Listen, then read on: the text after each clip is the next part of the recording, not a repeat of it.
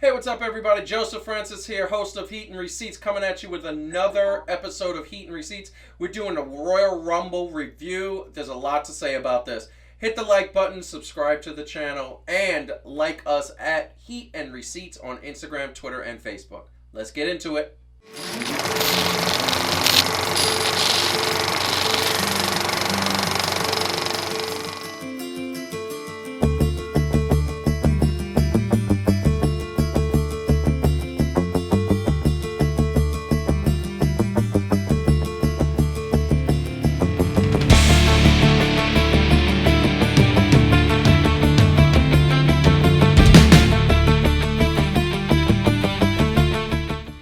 So we are talking Royal Rumble review on this episode of Heat and Receipts. As I said before, hit the like button and share this with a bunch of wrestling fans if you know any. Just share them. Just say, check this out. So we watched the Royal Rumble this past Saturday, and it was amazing that I was excited about this. And I personally, Royal Rumble is my favorite pay-per-view. I'm going to ask our co-host in a second if it's their favorite pay-per-view, but I was not excited about the Royal Rumble up until about 3 weeks ago, and it started to build up, and it was some interesting things. So before we get into this, I'm gonna bring our co-hosts in to the discussion. Calvin, how are you? I'm great, brother. I love it. Heidi, how are you? Pretty good. Yeah, man. So I'm saying it like that because I'm like about to ask some stuff. So I want to just really quick run down what I thought was some of the good things that the Royal Rumble did. And both of you, feel free to chime in and say, no, that was horrible. I disagree. But I think we could all agree that the Women's Royal Rumble was the better Royal Rumble. Do we agree with that? Yes. Yes. That's Okay. not hard. I think we could all agree, I think we could all agree that the treatment of Mickie James was pretty great. I thought so. I mean, it was better than I expected, for sure. Calvin? I was pleased. Oh yeah. I was happy with that. Exactly. I think we could all agree that the Seth Rollins Roman Reigns opening match was pretty awesome. The storytelling, him coming out with the Shield garb and the Shield music, that was pretty awesome, correct? Yes. Now, would you agree that the ending was actually pretty dope? I thought it was dope. What did you think, both of you? I did. Yeah. Okay. Oh, yeah. Yes. Okay. So I thought that was pretty dope. Now we will all agree that the Becky Lynch Doudrop match served no purpose. Correct. I'm not even sure why that was a thing. Exactly. And we will all agree that the pay-per-view as a whole, and by the way, let me throw something in there. We will all agree that the Edge and Beth Phoenix match was surprisingly entertaining. Would you? Better than I thought. Still totally pointless, but I enjoyed it. Calvin? Yeah. For something so, what do you say, predictable? Yeah, it was actually pretty entertaining. Yeah, it was very predictable. Now, Yeah. that all being said, okay, at the end of this show, I want us to give our rating on what we thought. 5-star pay-per-view, 5 being the best, 1 being the worst, somewhere in the middle is what I want us to give that, because I got a number that's very specific to this pay-per-view. However, now I'm going to bring up a couple of glaring... Oh, can I just say, you did not What? mention actually what I thought was the absolute best thing. What was the best thing? The ending of the Brock Lesnar-Bobby Lashley match. Yes, forgot about that. With Paul hold on. Heyman betraying Brock. Amazing. The reason why I didn't bring that up, and I'm glad you did bring it up, it was one of the first things. I thought it was amazing. I thought it was great. I don't think Calvin thought the same thing. Okay, Calvin, what did you think about that ending for the Brock Lesnar-Bobby Lashley match? I don't think it was necessary yet. Please explain. I guess just given the trajectory of everything, I felt like it could have been better storytelling served somewhere else. I felt like it was, I don't know, maybe I felt like it was too soon for everything. But I mean, overall, it wasn't horrible. It wasn't horrible. Just for me, I probably would have liked to seen it in a different spot. But like, I'm not going to be too nitpicky about it.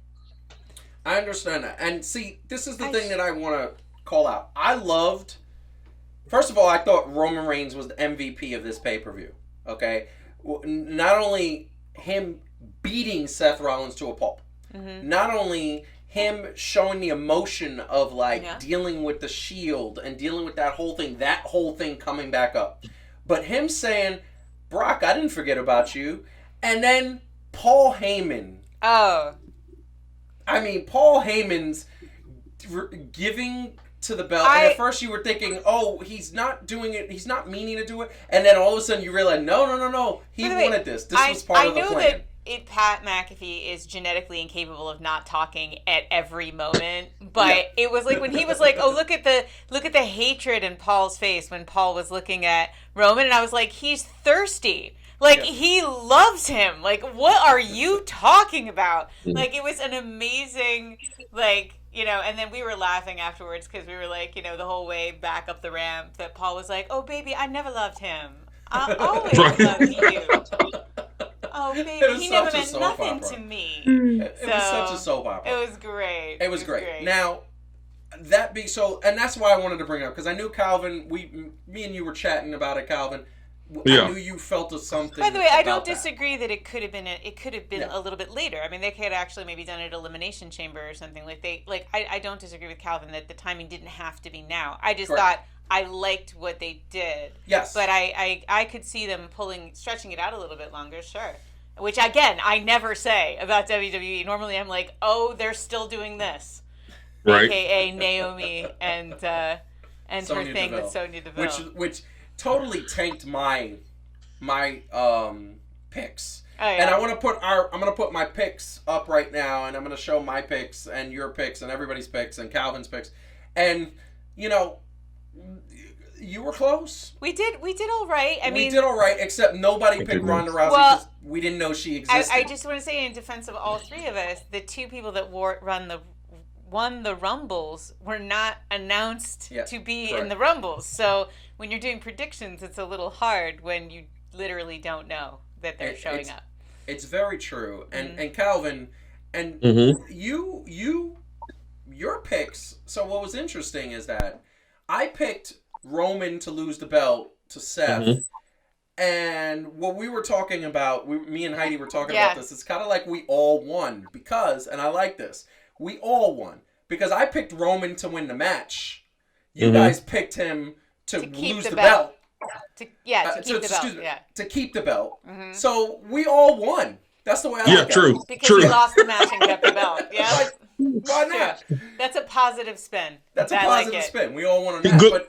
Good look, Tribal Chief. We appreciate you. I know. We appreciate you at the table, buddy. Right? Exactly. At the head of the table. And then we all picked Becky to win. We all picked Edge and Beth Phoenix to win. Here's the thing about the women's thing. So you picked Charlotte. I did, and I was almost right. Almost right. She was final two. Calvin, you picked Charlotte as well. Yeah. Yeah. So you were right. I picked Naomi.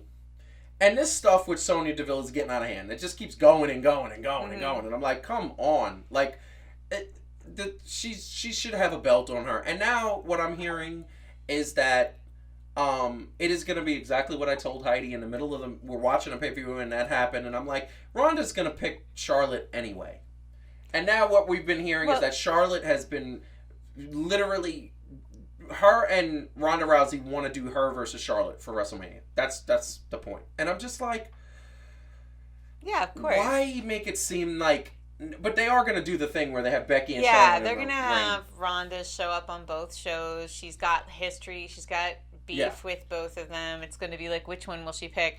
I do think that the problem that they've created with this is that there's no good opponent for Becky. Like there's nobody, I don't care. So unless Bayley comes back. No, it's Alexa Bliss. She's again, you keep saying that, and I keep saying I don't care about Alexa Bliss. For you, that is a WrestleMania match. For me, I haven't been intimidated by Alexa Bliss since before this nonsense. I know. I did like, though, that on the social media when they showed Bayley. Did you see that? Yes, and she was watching one of the matches, and she was like, "There's nothing that I want here yet." I was like, "Okay, Bayley. Interesting. I see you. I see you." It's true. And now you could do Bianca Belair and Becky. I mean, I wouldn't mind that. So what I'm going to tell you, early report says that it is going to be Bianca Belair and Becky, and that Bianca's going to have her WrestleMania moment. I think that Alexa Bliss is going to have something to say with it somewhere along the line. Because they're starting this whole therapy thing now. If they would have started it like after the Elimination Chamber, I would say, okay, this is going to be the next night after Bianca beats Becky. Alexa's going to show up and give her problems. We'll see. That's now. I feel like something's going to try. Now, here's the thing. The men's Royal Rumble. I love the Royal Rumble, and I said that I started the show off, and I'm going to go to my camera really quick. Okay, and then I'm going to go back to the triple shot. I started the show off saying how much I love the Royal Rumble. It's my favorite because everything is unpredictable. It's fun. And that's the thing that WWE does not have anymore. It's so predictable all the time. Like every other pay-per-view, we literally go like 8 matches for 8 matches and predicting. And you see it. And you see it. I'm going to name what I thought were the 3 worst things about this Royal Rumble, okay? And I want to just get your reactions, like facially, and then I'm going to let you guys go. Okay, it's going to be hard. So, because I'm going to say the 3, and then I want you guys to say, first of all, yes, and second of all, this is what I also think was just as bad, right? So the first thing I think that's bad is Brock Lesnar winning is absolutely wasting a Royal Rumble. You didn't need him to win. He could have showed up on SmackDown and said, how dare you interfere with my match, fight, brawl, whatever. They didn't need that. They wasted. It's like winning the Money in the Bank, and then the next night they cash in, and for like a year you have nothing to do. Like, okay. Yeah. Second thing. Agree. A second thing.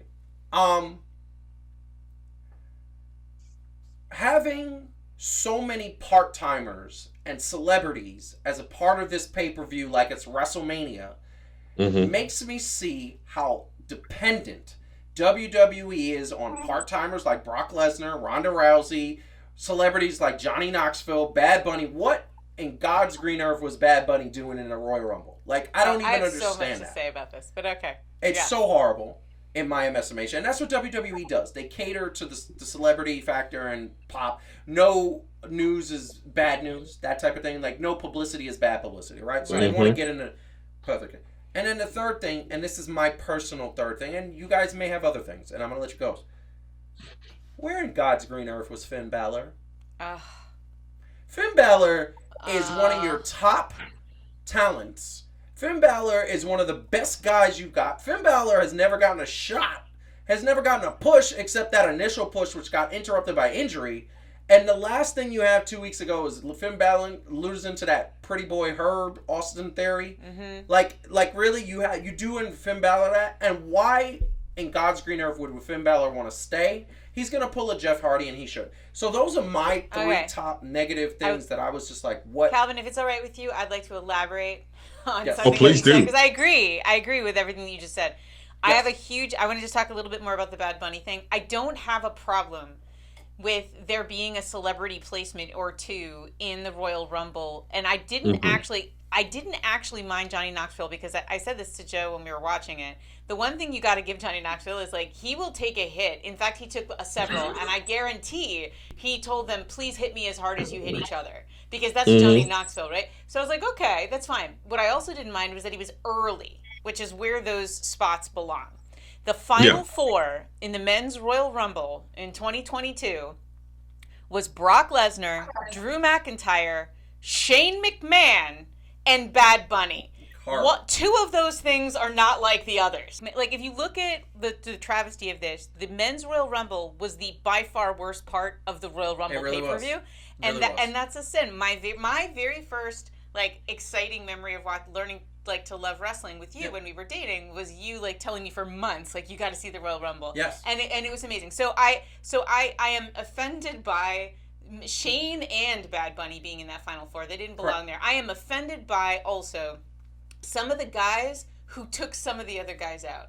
Correct. I am offended that Brock Lesnar took Randy Orton out like a punk in his hometown. Like a punk in his hometown. Like Randy deserved to be in that match longer. He deserved that. I don't care if Brock took him out, but, like, not the way they did it. That Bad Bunny took out Sheamus is an unforgivable That's act. tragedy. I like literally, I wouldn't have cared if he took out Otis. Although, like, good luck. But, like, I wouldn't have cared if he took out Chad Gable. But you took out Sheamus, one of the toughest guys in professional wrestling. And who brought the heat so much and when he first ran into the Royal Rumble. So many of these kinds of things. I didn't like Austin Theory taking out Shinsuke when AJ Styles was in the ring, right? Yep. Like, so there were a lot of these things where I felt, you know, the guy that just took you out was unworthy of taking you out. And I don't remember feeling that happen over and over and over again. I mean, it happens in a moment. And then the last thing I'll say, Calvin, and then I'm going to let you go, not a single surprise entrant, because to me, Brock Lesnar isn't... Dude, that dude was already there. He was in the building, right? So it's not like, oh my God, Brock Lesnar is here. It's like, yeah, he was here like 10 minutes ago. Of course he's here. Yeah. But like, no surprises. Nobody. Surprises. They couldn't even find like... Not even Diesel. Not even Diesel or Booker T. Like, no. You know? Like nothing. And shocking. And Calvin, I want to let you go, but I just want to say, there should have been a Tommaso Ciampa sighting. There should have been some sort of NXT presence. There wasn't. Not one. Yeah. Calvin, go. I agree with you, right? Actually, I agree with both of you about everything, but I want to also elaborate, right? I agree with you, Joe, in the fact of I love the Royal Rumble not just for the Royal Rumble match, right? But because when you have a type of match like that, and think about before, right? You could set up certain storylines based on a Royal Rumble, especially since it's like the beginning of the wrestling season since they started doing that, right? Right? Like, there's so many opportunities to just justify, oh, now we're beefing because of this that happened at the Royal Rumble. Right. But like you said, Heidi, when you got Bad Bunny taking out Sheamus, that's not going to be beef. You know what I mean? And in what sense does it make to insult our intelligence to put Brock Lesnar in the Royal Rumble when theoretically, if it went the other way, he would have been a WWE champion anyway? So, you know what I mean? Like, yeah, you can't act like it was already pre-planned. So how did he somehow weasel his way in? No, none of that makes sense. And honestly, like I said, like Brock Lesnar, it's like if it's Willy Wonka, he has a permanent golden ticket. Like he can go to WrestleMania anytime he wants to. Right? He's Brock Lesnar. How do you have every other time, like literally every other time since he came back in 2012? Yeah. Right? Like he was always above the rules. You're suspended. I was just playing. You're not suspended no more. I was just playing. You said that in the last episode, talking about Brock Lesnar. We all love what Brock Lesnar did and what he's become, but he's still on that God level where he wins everything. At some for example. Now we know he's fighting Roman Reigns because Roman Reigns cost him a belt, right? Mm-hmm. Yo, we know for a fact he's going to beat Roman Reigns. He's not going to lose at WrestleMania. That's not happening. He didn't lose to The Undertaker when the streak was on the line. It's not going to happen. Yeah. And that's the predictability and that's the dependency of a part-time. I will say he better hope that Vince doesn't want him to fight Bad Bunny because Bad Bunny might take him down. We got to pander to the Latin community as much as possible. So that's what that was. That was a pander. Look, now I will say though, Brock has taken a couple of L's already at WrestleMania, so this would be redemption, honestly, right? Because technically he lost to Seth Rollins, which we all thought was going to be Roman Reigns at that WrestleMania. Mm-hmm. Correct. He lost to Drew McIntyre. Correct. I think that's it. And he lost to Roman Reigns. And he lost to Roman Reigns at WrestleMania before. Now what's being touted and sort of floated out there is that we're going to get Roman Reigns, Brock Lesnar, but we're going to have Seth Rollins interject himself. But this time, from the beginning of the match, because remember the last time he did that, it was the Money in the Bank cash-in. After they had which was still phenomenal. It was one of the best. Still one of the best moments. I think there's only two cash-ins that were better. That was Edge with Lita. Remember when he came in and handed the briefcase to Vince McMahon, and then CM Punk when he came running down and everybody was going crazy. Like those are the top three cash-ins, and Seth was number 3 in my book. But that's what's being touted. That's going to be a triple threat match, and then. The problem is they don't now know what to do with Bobby Lashley. WWE Creative has no clue what to do with the WWE Championship for WrestleMania at this moment. Well, especially since Big E is now back on SmackDown. Exactly. Oh, someone's gonna just call Goldberg, and I can't with this. I can't. Well, again, like I think what we're all feeling, Calvin, you made a good point. Like it doesn't feel like there's a lot of interesting beefs that are gonna come out of this. It doesn't like this is amazing storytelling opportunity, and it was really good everywhere else. It's like you could see like where Paul Heyman was in charge, there were these great compelling moments. And then where Shane and Daddy were in charge, it was just, and by the way, 20 changes to the Men's Royal Rumble the week leading up to the Rumble. So 20. No. You didn't hear the latest report? What was it, 20 the day of the Rumble? The day. Yeah. Literally. So they said for the Men's Royal Rumble, there was 10 changes while the Women's Royal Rumble was being done. They had so many last minute changes. They had people they invited that like literally at the last minute they were like, "You're not going." Yeah. So and this is what speaks to what we say all the time. WWE does not have their stuff together, and I don't know why. It's a company that's been around for 50, 60 years, and they're having these problems. It's like they're having logistical problems. Like you feel like AEW should be having problems like this where they're doing last minute changes. WWE has a fundamental like leadership problem that it's either Vince McMahon or a whole plethora of people and he ends up getting the last word and doesn't see it until the last minute and then he changes everything. Look, I'm going to say this. The pay-per-view was exciting. I thought it was great. We talked about the good. We talked about the bad. Now, I want to kind of transition over. All right? Who wants to go first? Talking about the rating, what would you give this rating of this Calvin, pay-per-view? you can go first. I always 3.5 stars. Explain why the 3.5 stars real quick. Because I think it was overall a good one, but I gotta like take away from like I was excited for parts of the pay-per-view, like I said in the last episode that we shot, right? Like I was still excited, but like even though I was surprised, I can't give it that much for Edge and Beth Phoenix versus right, like something so predictable. Correct. Becky Lynch versus Doudrop dropped it, right? And kind of just the fact that, like, that she almost it was kind of just like 4 times, and it was just kind of sloppy. Yeah. Right. It was just kind of sloppy and it felt like they were just so all in at the moment that but they still didn't fully capitalize on the moment. Right. So I'm like, good ending to some of the matches, but it was like you didn't give any thought to, oh snap, we gotta, move forward and we got a pretty big pay-per-view coming up. Correct. So look, I'm gonna tell you right now, really quick. That Becky Doudrop, there was moments where I thought Becky was going to have to be, like, carted to the ambulance because her ribs, I felt like there was a collapsed lung in there at some point. You know what it reminded me of? PTSD moment. Remember when, Calvin, when we were young and kids and we thought wrestling was very real and an earthquake just sat on Hulk Hogan? Yes.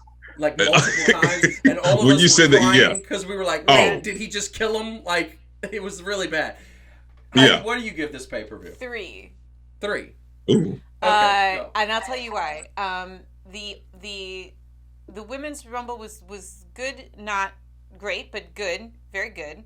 The Men's Rumble was terrible, and I do show up to the Rumble pay-per-view to watch primarily the Men's Royal Rumble. That's like my favorite part. So I have to penalize it heavily for being the worst Men's Royal Rumble I've ever seen. Yeah. And then the other thing that I do recall is even though I liked the storytelling around the 2 men's championship matches, I remember when you and I were watching Seth and Roman, and it didn't actually get good until Roman started beating him with a chair. Correct. Because the actual wrestling, and again, here's where I am spoiled watching a lot of AEW, the actual wrestling in that match was not very good. They laid around a lot. Remember, I kept saying like, "Oh, good, they're laying down again. Oh, look, they're resting. Down like 7 they're times resting in again." a row. Like so, like the pace was really slow. Yes. And there were no moves that happened where I was like, "Oh my god, that was amazing."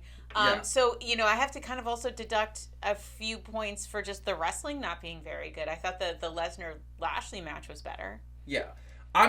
So this is what I'm gonna say. I'm gonna give it a 2.5 out of 5, and I'm gonna tell you why I'm gonna go that low. So first of all, like I said, I was very happy with the treatment of Mickie James. And I'm proud of her because she did what she did, and she did it amazing. She posted on Instagram, social media afterwards that she broke down doors, and there's her with a cartoon image of her kicking down a door, which was awesome. I thought that was great. I also, similar to you, the Roman Reigns match wasn't good until the end. I thought Roman Reigns was the MVP. Him and Paul Heyman were the MVP. I actually didn't think the Becky Lynch Doudrop match was horrible. I actually thought it was a good match, except that it served no purpose and it was useless. So it's like, okay. And then the women's Royal Rumble I thought was phenomenal. There was a moment where I was like, yo, are they going to give it to one of the returning people, like the Bellas? Or See, I never thought that for a second, but I thought it was good they until did well. Ronda Rousey came out, and I said, like, okay, she's winning it. Bet. It's a done deal, which I think is a little, once again, being super predictable, so I'm going to penalize you for it. But the fact, and it's the men's Royal Rumble, like you said, but for me, it's one very specific thing, and I'm going to say this really quick. Here's the bottom line. The fact that there was no Finn Balor, the fact that you had a moment where it was AJ Styles, Shinsuke Nakamura, and if you had Finn Balor come out, they could have done, like, it could have been an interesting, like, and they would have got popped from the crowd. The fact that there were no surprises, no returning superstars, no Moose, no nobody. It was just the regular people, and 27 out of the 30 people had no shot of winning. And the only 3 that had a shot of winning was AJ Styles until he got eliminated in a BS way.